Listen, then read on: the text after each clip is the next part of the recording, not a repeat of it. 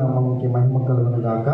కూడి వచ్చిన సంఘ సభ్యులకి, అనేక ప్రాంతాల నుంచి తరలి వచ్చిన ఈ లోకల్ మినిస్ట్రీ గచ్చిబౌలి ప్రాంతంలో ఎవరైతే వచ్చి ఉన్నారో వారందరికీ కూడా నా హృదయపూర్వక ప్రభు అయిన యేసుక్రీస్తు నామములో వందనాలు తెలియజేస్తూ ఉన్నాను.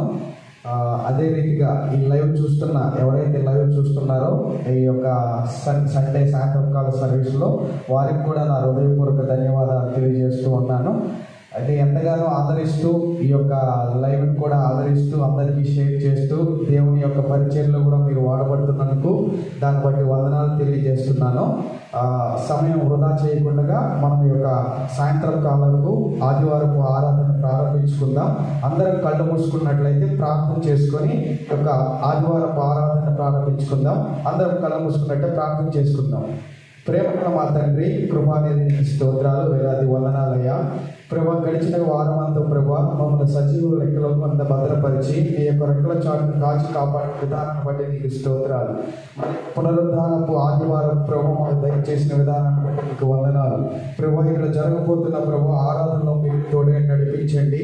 ఎటువంటి ఇబ్బందులు మనకు కలుగ చేయకుండా ఈ యొక్క ఆరాధనలో కేవలం మీరే మహిమ పొందలాగున ఆరాధన ప్రభా సౌఖ్యంగా జరగాలకు మాకు సహకారం దయచేస్తూ ప్రార్థిస్తున్నాను దేవా, నీకు వందనాలు. అదేవిధంగా ప్రభా ఈ యొక్క ఆరాధన జరుగుతున్నప్పుడు ప్రభా ఎవరైతే ప్రభు వారి ఇబ్బందులతో వచ్చారో, ఎవరైతే వారి శ్రమలతో వచ్చారో, ఎవరైతే వారి బాధతో వచ్చి ఉన్నారో ప్రభు ఆ బాధలన్నీ అక్కర్లన్నీ ఎరిగిన దేవుడు వారు తిరిగి వెళ్తుండగా ప్రభు వారికి శాంతిని సమాధానాన్ని దయచేస్తూ రమ్మని ఈ యొక్క యేసుక్రీస్తు పరిశుద్ధాత్మ దేవుని ఈ ప్రార్థన ఆలకించి దయచేస్తూ రమ్మని అడుగుతున్నాం తండ్రి. ఆమేన్.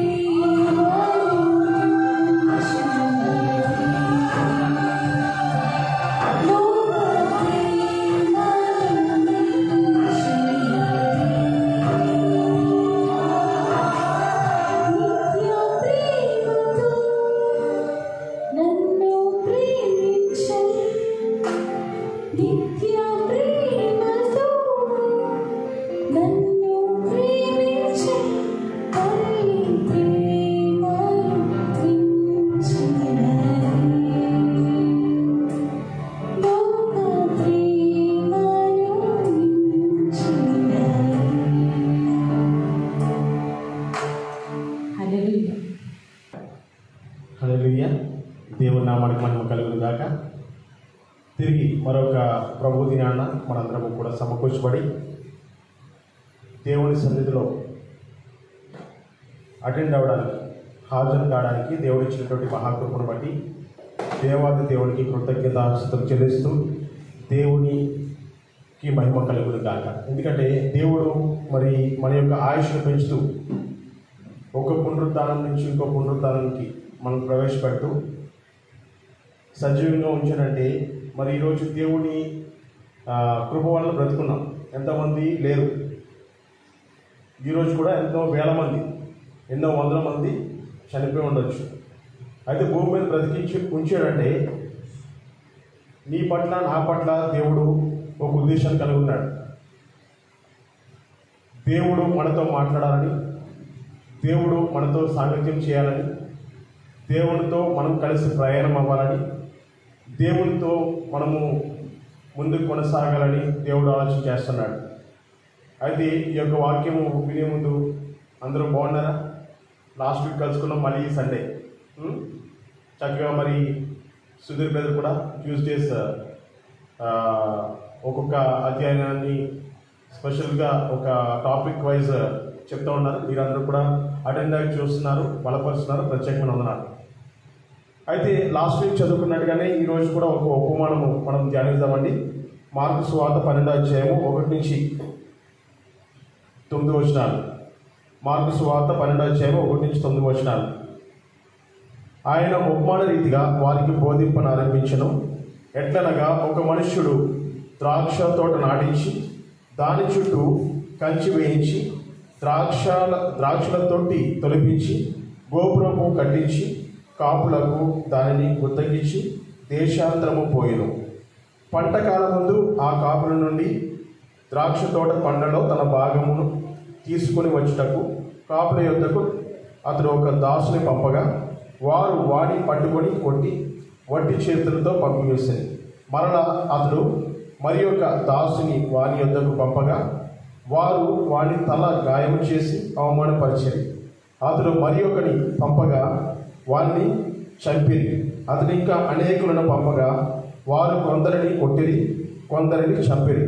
ఇంకను అతనికి ప్రియ కుమారుడు ఒకడుండేది కనుక వారు తన కుమారుని సన్మానించుదనుకొని తుదకు వారి యొద్దకు అతనిని పంపాను.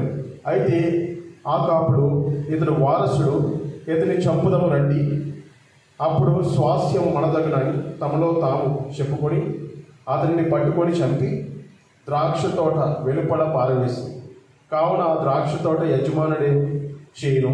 అతను వచ్చి ఆ కాపులను సంహరించి ఇతరులకు ఆ ద్రాక్ష తోట ఇచ్చును కదా. దేవుడు అనేక విషయాల్లో ఉపమాన రీతిగా మరి బోధింపను ఆరంభించాడు. మార్కు సువార్తలో, ఈ యొక్క సువార్తల్లో మనం చూస్తే అనేకమైనటువంటి ఉపమాన రీతిగా దేవుడు తన యొక్క ప్రజలకు, అక్కడ ఉన్నటువంటి జన సమూహాలకి బోధిస్తూ వచ్చేవారు. ఉపమానము రీతిగా చెప్తేనే అక్కడ ఉన్న వారి ప్రజలకు కూడా చక్కగా అర్థమవుతుందని చెప్పి అనేక విషయాల్లో కొన్ని సందర్భాల్లో మరి ఉదాహరణలు ఎక్కువ చెప్తూ ఉండేవారు. అయితే ఇక్కడ సందర్భం చూస్తే కనుక ఒక యజమానుడు ద్రాక్ష తోటి తొలగించి దానికి కౌలుకిచ్చి పండించడానికి ఇచ్చిన తర్వాత మరి ఎప్పుడైతే ఆ యొక్క ద్రాక్ష తోటలో ఉన్నటువంటి ఫలితాన్ని పొందుతారో మరి ఆ యొక్క యజమాని భాగం తీసుకుని టైం వచ్చింది. ఆ సమయంలో తన యొక్క దాసుని, యజమానికి ఉన్నటువంటి దాసుని పంపించినప్పుడు వారు ఏం చేశారండి తన యొక్క యజమానిని ఒక దాసుని పంపగా కొట్టి వట్టి చేతులతో పంపించేశారు. ఏ విధంగా తనకున్నటువంటి దాసుని పంపించాడు, తర్వాత తన దగ్గర ఉన్న వారిని పంపించాడు, తనకి ఉన్నటువంటి మరొక దాసుని పంపించినప్పుడు అవమానం జరిగింది. ఆ విధంగా పంపించినప్పుడు అన్నీ అయిపోయిన తర్వాత ఆఖరిగా చూస్తే తనకు ఉన్నటువంటి కుమారుని కూడా పంపించేశాడు. మన యొక్క జీవితాల్లో అనేక మార్లు మనకున్నటువంటి ప్రయాసలో, మనకున్నటువంటి సమయంలో, మనకున్నటువంటి ధనంలో, మనకున్నటువంటి ఏ విధమైనప్పటికీ కూడా దేవుడి కోసం త్యాగం చేసేవారు ఉంటున్నామా? సాక్షాత్ తండ్రి అయినటువంటి దేవాది దేవుడే తనకు ఉన్నటువంటి ఏకైక కుమారుని ఈ లోకానికి, భూమి మీదకి నరుని రూపాన్న ఈ లోకాన్ని మనందరి కోసము పాప ప్రాయశ్చిత్తమై అలాగే పాపాన్ని తుడిచివేయడానికి ఈ లోకాన్ని పంపించాడు ఒక కుమారుని. ఈరోజు మనకు ఉన్నటువంటి ఒకే ఒక జీవితం.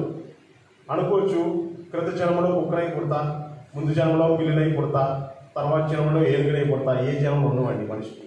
ఒకటే ఒక జన్మ, అది మనిషి జన్మ. మనిషి జన్మే ఉంటుంది. అందుకే కుక్కలకి ఆత్మ ఉండదు, జంతువులకి ఆత్మ ఉంటుందా? ఉండదు. అనుకుంటాం అవి మట్టిలో కలిసిపోతాయి, కానీ మనిషికి ఆత్మ అనేది ఉంటుంది. అందుకోసమే ఆత్మకి ప్రాయశ్చిత్తము, ఆత్మకి శుద్ధీకరణ, ఆత్మకి తిరిగి దేవుని సన్నిధిలో వెలుగుట. మనిషిగా బ్రతకొచ్చు, కానీ మనిషికి మనసు ఉంటుంది. ఆ యొక్క మనసు ఏం చెప్తే మనిషి అదే చేస్తాడు. మనసు ఏది చెప్తే అది పెదవుల నుంచి మనం పలుకుతూ ఉంటాం. అయితే మనిషికి రక్షణ అవసరమే, అయితే ఆత్మకి రక్షణ ఉందా? ఆత్మకి రక్షణ లేకపోతే శాశ్వత కాలంగా ఒకనొక గుణం ఉంది, అది అగ్నిగుణం. ఒకవేళ మనిషిగా ఈ లోకంలో ఎన్నో ఇబ్బందులు అనుభవించి ఉండొచ్చు, ఈ లోకంలో నిందలు అనుభవించి ఉండొచ్చు, ఈ లోకంలో మరి అగ్నిగుండం లాంటి పరిస్థితులు ఉండొచ్చు.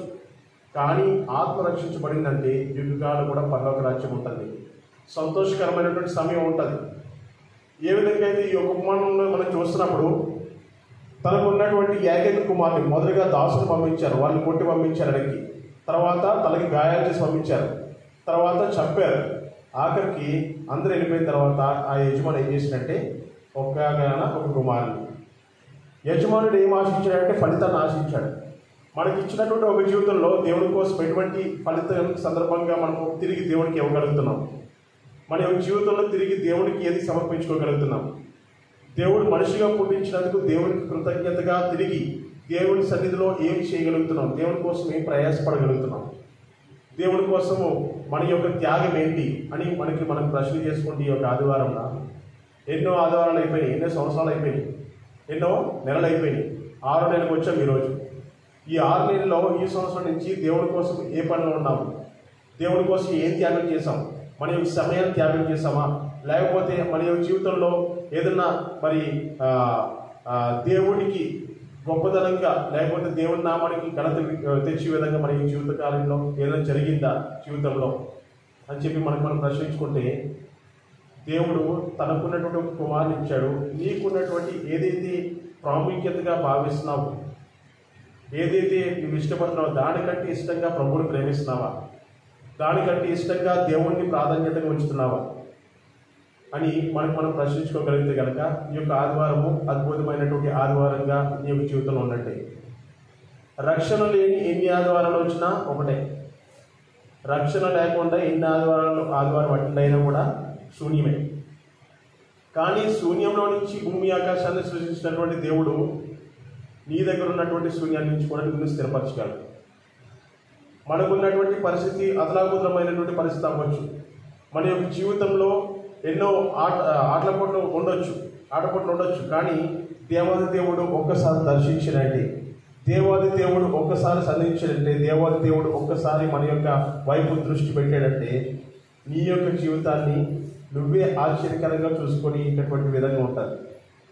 ఎన్నో మరి సందర్భాల్లో మన యొక్క జీవితాల్లో కూడా, మీ జీవితంలో, మన జీవితంలో, నా జీవితంలో ఎన్నో విధాలుగా మనకున్నటువంటి పరిస్థితులు, ఎన్నో ఇబ్బందికరమైనటువంటి పరిస్థితులు, ఎన్నో మరి అవమానకరమైన పరిస్థితులు, క్రీస్తు కోసం త్యాగపూరితమైనటువంటి పరిచర్య చేసేటటువంటి సందర్భాలు, పరిచర్య ఆపేయాలి అనేటటువంటి పరిస్థితులు, లేకపోతే ఎక్కడ ఎందుకు పరిచర్య, లేకపోతే ఏదన్నా ఆటంకకరమైనటువంటి విషయాలు వచ్చినప్పుడు మనం కూడా ఎంతో నిరుత్సాహపడుతూ ఉంటాం. యేసుప్రభువు వారు ఈ యొక్క ఉపమాన రీతిగా ఏమని తెలియజేస్తున్నారంటే, మనకున్నటువంటి పరిస్థితుల్లో దేవుడు ఏది అప్పచెప్తే దానికి నమ్మకంగా ఉన్నామనేది, ఏ పరిచర్య అప్పచెప్తే, ఏ స్థితిలో ఉంచితే దాని పట్ల నువ్వు నమ్మకంగా ఉంచుతున్నావు అనేది. కొన్నిసార్లు మన జీవితంలో మరి ఎన్నో ఈ విధంగా ఉపమాన రీతిగా చెప్తున్నప్పుడు యజమాని ఎప్పుడైతే దాసులు పంపించారో వాడికి అవమానమే జరిగింది, ఆఖరికి చంపేయబడ్డారు. ఒకవేళ అటువంటి పరిస్థితి మనకు వస్తే మనం నిలబడగలమా? మన ఈ జీవితంలో మనం దేవుడి కోసం త్యాగం చేయగలమా? బైబిల్ వాక్యం అందరూ చెప్తారు, దేవుడి కోసం బ్రతుకుతామంటారు, బ్రతుకుడు క్రీస్తే అంటారు. ఏం లేదు, అది నిజ జీవితంలో కష్టమే. ఒక ఇబ్బంది వచ్చిందంటే ఎప్పుడు పడిపోతామో మనకి తెలియదు. మనిషి జీవితం అలాంటిది. అందుకోసం బైబిల్ గ్రంథం చెప్తుంది కదా, నీటి మీద పొడుగు వంటి జీవితం, ఆవిరైపోయేటటువంటి జీవితం. ఇటువంటి జీవితంలో మరి ఆవిరి అవ్వకముందు నీటి పొడుగుగా ఉన్నప్పుడు నీ జీవితం ఏ విధంగా దేవుని కోసం ఉపయోగించుకుంటాం? బయట చూస్తుంటే ఎన్నో ఇబ్బందికరమైన పరిస్థితులే, అన్ని డిస్టర్బెన్సెసే.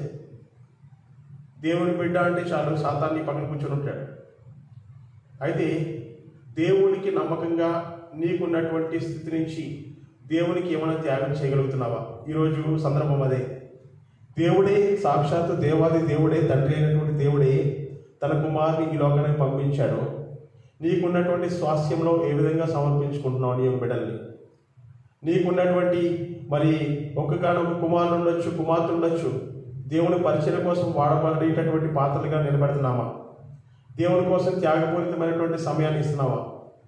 ఒకవేళ ఆ విధంగా మన జీవితంలో మనము దేవునికి ప్రాధాన్యత ఇస్తే కనుక దేవుడు మనల్ని మన వైపు దృష్టి ఉంచి ఆయన యొక్క కార్యాన్ని జరిగించుగాక. ఎన్నో సందర్భాల్లో మనం చూస్తాం. అంటే యేసు ప్రభువు వారు ఎన్నో అద్భుతాలు, ఆశ్చర్యకార్యాలు జరిగించారు. మనుషులు చూసినప్పుడు కొన్ని అద్భుతాలు, మనుషులు ఇంకా మీరు ఎవరికి చెప్పొద్దనుకున్న అద్భుతాలు, అంటే ఆయన కనుపరుచుకున్నాయి కొన్ని, కనుపరుచుకోకుండా జరిగినటువంటి కొన్ని. కానీ యేసు ప్రభు చేసేటటువంటివి ఏ విధంగా ఉంటాయండి? అద్భుత కార్యాలు, ఆశ్చర్యకార్యాలు. అవి మనిషి హృదయానికి గోచరం కావు, మనం ఊహించినాము. ఒక్కసారి దేవుడు ఆస్వాదించినంటే ఏ మనుషుడు ఆపలేడు. ఒక్కసారి దేవుడు మనం దర్శించినంటే ఎవరు దూరం చేరలేరు. నీకు శత్రువైన వాడు దూరం వెళ్ళిపోవాల్సిందే. నీ మీద ఎవరైతే పగబట్టారో వాళ్ళు దూరం వెళ్ళిపోవాలి. కానీ ఆ సమయం వరకు ఓపికగా ఉన్నామా లేదు? అటువంటి సమయం వరకు దేవుడు పట్ల మనం నమ్మకంగా కలిగి ఉన్నామా లేదా? యజమాని ఏ విధంగా అయితే ఫలాన్ని ఆశించాడో మన నుంచి కూడా దేవుడు ఈరోజు ఫలాన్ని ఆశిస్తున్నాడు. దేవుడు ఇచ్చినటువంటి ఈ జీవితంలో మరి ఫలభరితమైనటువంటి జీవితం కలిగి ఉన్నాము. చాలామంది అంటారు, బ్రదర్ వాక్యం చెప్తే పరిచర్య అనుకుంటారు. వాక్యం చెప్తే పరిచర్య, చాలా రకాల పరిచర్యలు ఉన్నాయి. ఒకవేళ దేవుడు నీకు వాక్యం చెప్పి తలాందిస్తే వాక్యం చెప్పు, తప్పేం లేదు. కానీ వాక్యం చెప్పడమే పరిచర్య అనుకుంటే అది తప్పు. దేవుడు నీకు పాటలు పాడి తలాందించాడా? సువార్త ప్రకటించి తలాంతించాడా? ప్రార్థన చేసి తలాంతించాడా? దేవుడు దాని నుంచే ఫలితాన్ని ఆశిస్తున్నాడు. నీకు మ్యూజిక్ ప్లే చేసి ఫలితాన్ని ఇచ్చాడా? కెమెరా సిస్టమ్ మెయింటైన్ చేసి తలాంతించాడా? నీకు ఎట్లాంటి తలాంతో ఉన్నప్పటికీ దేవుడి కోసం నమ్మకమైన సాక్షిగా వాడబడ్డావంటే దేవుడు నిన్ను మూలరాయిగా చేయబోతున్నాడు. కార్నర్ స్టోన్ ఏదైతే మరి నిరాకరించబడినటువంటి రాయిందో అది ఏమవుతుందండి? తనకు అది ఆఖరికి ఏమవుతుంది? మూలరాయిగా అయిపోతుంది. ఈ యొక్క ఉపమానంలో లాస్ట్ భాగం అదే. ఎవరైతే నిషేధిస్తారో, ఎవరైతే తృణీకరిస్తారో, ఎవరైతే అవమానం పొందుతారో ఈ లోకంలో దేవుడి కోసం, దానికి ప్రతిఫలంగా బహుమానం ఒకరోజు పొందబోతున్నాం. ఆ యొక్క బహుమానం పొందుకునేటప్పుడు నిన్ను అవమానించిన వాళ్ళందరూ చూస్తారు, సిగ్గుపడతారు. అక్కడ చూసిన వాళ్ళందరూ కూడా, అరే మనం ఈ బ్రదర్నా ఇలా అన్నాం, ఈ సిస్టర్నా ఇలాగ అన్నాం, పలానా వ్యక్తిన ఇంత తక్కువ అంచనా వేసామే, కానీ ఈయన ఇన్ని కార్యాలు చేశాడు దేవుడి కోసం. దేవుడు చిట్టా చెప్తున్నప్పుడు అది చూస్తే మనమే, ప్రభా నేను ఇన్ని కార్యాలు నేను కూడా చేశాను ప్రభా అని ఆశ్చర్యపోయే రోజు వస్తుంది. మనం అనుకోవచ్చు, నేను చేసింది చిన్న పని బ్రదర్, ఆ చీపురు పట్టుకొని చేట పట్టుకొని ఊడుస్తూ ఉన్నాం మందిరాన్ని అంటే, నీకు ఎక్కడ చూస్తే ఆ పని చిన్నగా ఉండొచ్చు, దేవుడి దృష్టి అది పెద్దది. వాక్యం చెప్తూ చిన్నదవ్వచ్చు. ఆ యొక్క మందిరం ఇవన్నీ మీ అందరూ సహకరిస్తే ఇవన్నీ ముందుకెళ్తున్నాయి. వాక్యం చెప్పడానికి నిలబడుతున్నాడు అంటే మీ అందరూ సహకారం బట్టే. అయితే దేవుని యొక్క ప్రతిఫలము ఇచ్చేటటువంటి రోజు ఈ రోజుగా దేవుడు మీ యొక్క జీవితంలో మార్చబోతున్నాడు. దేవుడు ఈరోజు మీ యొక్క జీవితంలో, మన యొక్క జీవితంలో మరి ఆయన ప్రతిఫలాన్ని ఆశించినటువంటి దేవుడు కాబట్టి మన యొక్క జీవితాన్ని ఆయనకి మరి సమర్పించుకొని ఆయన యొక్క సన్నిధిలో మనము కూడా మరి మనకున్నటువంటి తలాంతిని వాడబడగలిగితే కనుక దేవుడు నీ పట్ల, మన పట్ల ఒక అద్భుతమైనటువంటి ఘనమైనటువంటి కార్యాన్ని దేవుడు జరిగించును గాక. అటువంటి మేలును పొందుకోవాలని, అటువంటి మరి ఘనమైన కార్యాలు దేవుడు ఆలోచనకంత ఆశ్చర్యకరుడు, ఆలోచనకంత నిత్యులకు తండ్రి, సమాధానకర్తకి అధిపతి, బలవంతుడు, ఇవన్నీ పేర్లు పెట్టబడ్డాయి. అయితే ఆశ్చర్యకరుడు, అద్భుతకరుడు, సమాధానకర్త అయినటువంటి దేవుడు నా జీవితాల్లో అద్భుతాలు చేయడా, నా జీవితాల్లో ఆశ్చర్యకార్యాలు చేయడా, మన జీవితాల్లో ఆయన కూడా అటువంటి కార్యాలు జరిగించును గాక.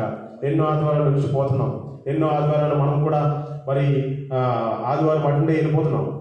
ప్రభా, ఈరోజు నా జీవితంలో అద్భుతం జరిగించవా యేసయ్యా అని దేవుడి సన్నిధిలో ఎప్పుడైతే ప్రార్థిస్తామో, దేవుడు నీ యొక్క జీవితంలో మరి నువ్వు ఊహించిన విధంగా దేవుడు కూడా తన యొక్క కార్యాలు జరిగించాలని ఆశపడుతున్నాడు. అయితే ఈ యొక్క ఉపమానంలో మనం చూసినప్పుడు, ఎందుకంటే ఈ యొక్క సందర్భము ఎందుకు తీసుకున్నానంటే, నేను వేరే ప్రిపేర్ అయ్యాను, కానీ ఎందుకో ఈ యొక్క మందిరంలోకి వచ్చిన తర్వాత ఈ యొక్క భాగం ధ్యానించాల్సి వస్తుంది. దేవుని యొక్క మాట ఎటువంటిదండి? 2 అంచుల ఖడ్గం వంటిది.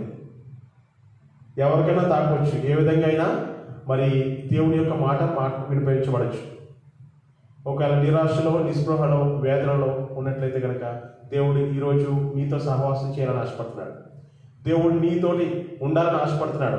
దేవుడు నీతో మరి ప్రయాణం చేయాలని ఆశపడుతున్నాడు. నమ్మకమైనటువంటి దాసుని పంపించాడు. ఒక దాసుని పంపించాడు అంటే దాసుని మరి కుమారుని కూడా ఒకేలాగా చూశాడు ఆ యొక్క తోట యజమాని. దాసునికి ఎంత ప్రయారిటీ ఇచ్చాడో మరి కుమారునికి కూడా అదే ప్రయారిటీ. ఒకవేళ కుమారుని కనుక ఎక్కువగా చూసినట్లయితే కుమారుని పంపించేవాడు కాదు. కుమారుని ఆ యొక్క కవుల దగ్గరికి పంపించేవాడు కాదు. కుమారుని కాకుండా దాసుని పంపించి, దాసులు అందరూ కూడా చంపబడి గాయపడిన తర్వాత పర్వాలేదులే, నేను ఈసారి నా కుమారుని కూడా పంపించేస్తాను అంటే మరి ఆ యొక్క యజమాని ఎంత త్యాగం చేశాడో ఆ యొక్క తోట కోసం. ఈ యొక్క దేవుని ఆలయం అనేటువంటి ఈ యొక్క తోటలో పనివారిగా నేను ఉన్నట్లయితే కనుక ఈ పనిలో ఎంత నమ్మకంగా ఉంటున్నాం. దేవుడు అప్పగించినటువంటి పని, ఒకవేళ ఇక్కడ ఉన్నటువంటి సేవకులు, ఇక్కడ ఉన్నటువంటి వారు నీకు అప్పచెప్పొచ్చేమో, అది దేవుడు ఇచ్చిన ఆలోచన, దేవుని యొక్క పరిచర్లో భాగమే. ఎటువంటి పరిచర్య చెప్పినా ఆ యొక్క పరిచర్యని అద్భుతమైన పరిచర్యగా తీసుకున్నట్లయితే నీ యొక్క జీవితంలో కూడా అద్భుత కార్యాలు చేయాలని ఆశపడుతున్నాడు దేవుడు. ఎన్నో సంఘాల్లో మరి మీ అందరూ చూసి ఉండొచ్చు, వారికి ఉన్నటువంటి స్థాయి వదిలేస్తారు మందిరానికి వచ్చినప్పుడు. ఆఫీసుల్లో ఉండొచ్చు, పెద్ద పెద్ద పొజిషన్స్లో ఉండొచ్చు, కానీ దేవుని మందిరానికి వచ్చేసరికి దీనుడై ఎవరైతే తగ్గించుకుంటారో వారి పట్ల ఆయన కనికరం మెండుగా ఉంటుంది. ఆయనకు కృప చూపించేవాడు, ఆయన చాలి కలిగినటువంటి దేవుడు. ఎన్ని పాపాలు చేసినా తిరిగి నా బిడ్డ మారిపోయాడు కదా, ఎంత సంతోషపడతారు, ఎంత సంతోషపడతారంటే పరలోక దూత సైన్యం కూడా ఎంతో ఆనందిస్తాయంట. ఒక బిడ్డ రక్షణ పడితే కనుక పరలోకంలో ఉండేటటువంటి దూత సైన్యము, అక్కడ ఉన్నటువంటి పరిశుద్ధులు, దేవుడు సైతము అబ్బా ఒక బిడ్డ వచ్చాడా. ఒక్కోసారి మందిరానికి ఒక్క ఆత్మ కొత్త వ్యక్తి వస్తే ఎంత సంతోషం అయిపోతుందో. అందరూ వచ్చి వాళ్ళు రెగ్యులర్గా వస్తాం వేరు, వారు వస్తారు నమ్మకంగా, అంటే దేవుడు ప్రేమిస్తున్నారు కాబట్టి వస్తారు. వారు కాకుండా క్రొత్త ఆత్మ ఒకటి వచ్చినా ఆ సంతోషము ఎనలేదు, ఆ రోజు ఆగలేదు. అబ్బా కొత్త వ్యక్తి వచ్చారు అంటే మనకి ఎంత అనిపిస్తూ ఉంటుంటే, పరలోకంలో ఉన్నటువంటి దేవదూతలు, పరలోక రాజ్యంలో ఉన్నటువంటి సైన్యాధిపతులు, వీళ్ళందరూ కూడా దేవదూతల సైన్యం అంతా కూడా దేవుడి దూతలు, దేవుడు పరిశుద్ధులు, వీళ్ళందరూ కూడా భూలోకంలో చూసి అబ్బా ఒక పాడైపోయినటువంటి వ్యక్తి, ఒక పాపంతో నిండినటువంటి వ్యక్తి మన దగ్గరకు వచ్చేయబోతున్నాడా అని ఎంతో సంతోషంతో గంతులేస్తూ అక్కడ స్తుతిస్తాయంట. అటువంటి సంతోషంలో మనం కూడా పాల్గొనాలంటే ఈరోజు ఈ యొక్క వాక్యాన్ని వింటున్న మనము మన యొక్క జీవితంలో కూడా మార్పు చెందాల్సినటువంటి అవసరం ఉంది. ఏదైతే బాగా లోకాన్ని ప్రేమిస్తున్నామో, ఈ ఒక్కటి చాలు, ఈ ఒక్కటి ఉంటే నేను బ్రతికేస్తాను అని అనుకుంటున్నామేమో, ఒకవేళ తను వదిలిపెట్టాలని సిద్ధంగా ఉన్నాము దేవుడి కోసం. దేవుడు ఈ లోకంలో ఒక రాజులకు రాజుగా, ప్రభువులకు ప్రభువుగా ఉన్నటువంటి దేవుడే సర్వాన్ని వదిలి ఆయన ఈ భూలోకానికి వచ్చాడు. భూమి ఆయన పాదపీఠం అంటే ఎంత ఉంటుందండి, ఆయన పాదపీఠం భూమి మీద, ఆయన సింహాసనము, ఆకాశము నా సింహాసనం. ఆకాశాన్ని సింహాసనంగా ఉంచుకున్నటువంటి దేవుడు, భూమి పాదపీఠంగా ఉన్నటువంటి దేవుడు భూమి మీద మనం ఉంచాడు. ఎక్కడికి తీసుకెళ్ళాలని? ఆయన పాదాల నుంచి సింహాసనం తీసుకెళ్ళాలని. ఆయన సింహాసనంలో మనం కూడా రాజ్యం వెళ్ళాలని, రాజ్యం వెళ్ళేటటువంటి స్థితిలో మనల్ని కూడా ఉంచాలని. అయితే నీకు ఉన్నటువంటి ఆ టాలెంట్ ఏదైతే ఉందో, ఒకగానొక కుమారుని కూడా తోట యజమాని ఏ విధంగా అయితే సమర్పించేశాడో, నీకు ఉన్నటువంటి తలాంతు దేవుని కోసం ఉపయోగించాలని ఆశపడి ఈరోజు నిర్ణయించుకొని తీర్మానించుకున్నట్లయితే, ఒకవేళ మల్టిపుల్ టాలెంట్స్ ఉండొచ్చు, నీకు చాలా తలాంతులు ఉండొచ్చు, ఆ యొక్క తలాంతులు దేవుని కోసం ఉపయోగించాలని ఆశపడినట్లయితే, బలా నమ్మకమైన మంచి దాసుడా, కొంచెంలో నమ్మకంగా ఉన్నావు కాబట్టి నీకు తీసుకోండి మరొక 5 తలాంతులు. దేవుడు రెట్టింపు చేయబోతున్నాడు. 5 రెట్లు, 7 రెట్లు, 100 రెట్లు మీ యొక్క జీవితంలో జరిగించిపోయేటటువంటి రోజు వచ్చును గాక. అటువంటి జీవితాన్ని ప్రసాదించాలనుకున్నటువంటి ఆశపడుతున్నటువంటి దేవుని పట్ల నీ యొక్క ప్రేమ ఏ విధంగా ఉంది? మన యొక్క ప్రేమ ఏ విధంగా ఉంది ఆయన పట్ల? ఎంతకాలము జరిగించిన కార్యాలన్నీ చాలు, ఎంతవరకు నటించిన జీవితం అంతా చాలు, ఎంతకాలము ఉన్నటువంటి పరిస్థితులన్నీ ఒకవేళ మిస్ అయిపోతున్నామేమో ఫ్రెండ్స్ని, లేకపోతే ఇవన్నీ వదిలేస్తే నా ఫ్రెండ్స్ దూరం అయిపోతారేమో, బంధువులు దూరం అయిపోతారేమో. అందుకోసమే ఒక పాట ఉంటుంది, అన్నీ ఉన్నా కానీ ఏమీ లేనట్టు, అన్ని యేసు ఉంటే చాలు అన్నీ ఉన్నట్టు. చక్కగా రాశారు ఒక పాట. అయితే ఏది అందరూ ఉన్నా, ఎవరు ఉన్నా, యేసు లేకపోతే అది సున్నా. కాబట్టి యేసుని కలిగినటువంటి జీవితము యేసుతోనే ప్రయాణం అవ్వాలి. యేసుతో ఉంటూ సాతానుతో కూడా సాంగత్యం చేస్తామంటే అది 2 పడవల వ్యవహారం. ఎప్పుడో ఒకప్పుడు మనల్ని ముంచైపోయేటటువంటి రోజు అది. ఎప్పుడైతే దేవునికి సమర్పించుకొని దేవుని యొక్క పరిచయంలో వాడబడుతూ దేవుని కోసం త్యాగం చేస్తూ సమయాన్ని, ధనాన్ని, మన యొక్క జీవితాన్ని ముందుకు వెళ్తున్నామో, లేదులే ఒక్కసారి వెనక్కి చూద్దామంటే ఉప్పు అయిపోతూ ఉప్పుస్తాము. అలాగే అయిపోయింది. ఎవరు మన సిస్టరు? ఎవరండి? అయిపోయింది, లోతు అయిపోయింది, ఉప్పు అయిపోయింది. మన యొక్క జీవితం కూడా మరి వెనక్కి తట్టు తిరిగి చూస్తే ముందు కొనసాగించాలని ఉంది. మన ఈ జీవితంలో ఎన్ని ఆటపోట్లు వచ్చినా, ఎన్ని ఇబ్బందులు వచ్చినా ముందుకే ప్రయాణం. పౌలు గారు కూడా అంటారు కదా, ముందున్నటువంటి ఆ బహుమానం పొందుకోవాలని ఓపికతో కృపాసనం నేను పరిగెడుతున్నాను అంటాడు. అయితే మన యొక్క జీవితంలో కూడా ముందుకెళ్ళిపోతూ ఉండాలి. వెనక్కి లాగుతుంటారు మనకి పరిస్థితులు. మన ఈ జీవితంలో ఎన్నో ఆటంకాలు, ఇబ్బందులు, నిస్పృహలు, మనకున్నటువంటి ప్రతి ఒక్క వేదన ఉంటాయి. అయినప్పటికీ కూడా దేవుని వైపు చూస్తే ఇవన్నీ ఏముంది, ఇవన్నీ లైట్లే అనిపిస్తాయి. అయితే దేవుడు మరి ప్రశస్తమైనటువంటి సమయాన్ని ఇచ్చినటువంటి ఈ అమూల్యమైన సమయంలో దేవుని కోసం నీకున్నటువంటి తలాంతులు, నీకున్నటువంటి సమయాన్ని, నీకున్నటువంటి జీవితాన్ని దేవునికి తిరిగి మరి ఫలితంగా ఇవ్వాలని ఆశపడినట్లయితే కనుక బలా నమ్మకమైన మంచి దాసురాలా అని దేవుడు నిన్ను పిలవబోయే రోజు వచ్చునుగాక. అటువంటి రోజు కోసం ఈ భూలోక యాత్రలో సిద్ధపడి ముందుకు ప్రయాణమైతే కనుక దేవుడు నీ యొక్క మరి అన్ని విషయాల్లో తోడే ఉండి ముందుకు నడిపించునుగాక. చిన్న ప్రార్థన చేసుకుందామండి. మరి నమ్మకంగా వీక్షిస్తున్న మీ అందరం కూడా ప్రత్యేకమైన వందనాలు. యథావిధిగా ప్రతి మంగళవారం బైబిల్ స్టడీ జరుగుతుంది. సుధీర్ బ్రదర్ తీసుకుంటున్నారు. అలాగే డిఫరెంట్ ఎపిసోడ్స్ కూడా రిలీజ్ అవుతాయి. అలాగే మరి వీలైతే సాటర్డేస్ మరి ఫాస్టింగ్ ప్రేయర్ ఇట్లాంటివి కూడా ముందుకు కొనసాగుతాయి. అలాగే వీలైతే కొన్ని మీరు ఫోన్ నెంబర్స్ కాంటాక్ట్ చేయొచ్చు. ఆ కాంటాక్ట్ చేయడం ద్వారా మరి గచ్చిబౌలి ప్రాంతము అలాగే ఈ పరిసరాల్లో కూడా మీరు ఏ విధంగా కనెక్ట్ అవ్వచ్చు అనేది కూడా మిమ్మల్ని కాంటాక్ట్ చేయగలము. కూడా తిరిగి ప్రార్థన చేసుకుందాం. ప్రేమగల తండ్రి, గొప్ప దేవ, వందనాలు స్తోత్రాలు చేయించుకుందాం. ప్రత్యేకించి ప్రభా ఈరోజు జరిగించినటువంటి ఈ యొక్క ఆరాధన సమయాన్ని బట్టి వందనాలు. పాటతో మిమ్మల్ని స్తుతించి మీ యొక్క మాటను ఏ విధంగా అయితే తోట యజమాని తన యొక్క దాసును పంపించారో ఫలితాన్ని పొందుకోవడానికి, అలాగే మరి కౌలుకి ఇచ్చినటువంటి ఆ యొక్క మరి ఏదైతే రావాల్సినటువంటి భాగం ఉందో ఈ యొక్క యజమాని దాసును పంపించినప్పుడు వారు చంపబడ్డారు. తిరిగి వేరే దాసును పంపించినప్పుడు వారి యొక్క తనకు గాయము, అలాగే వారిని కూడా చంపివేయబడ్డారు. ఆఖరిగా తనకున్నటువంటి కుమారుని కూడా పంపించడం జరిగింది. పక్షపాతం లేకుండా చూసినటువంటి గొప్ప దేవ, మీరు ఎన్నో కార్యాలు, అద్భుత కార్యాలు, ఆశ్చర్య కార్యాలు జరిగించినట్టు దేవ, ఈరోజు మేము కూడా మీ సన్నిధిలో ప్రార్థిస్తున్నాం.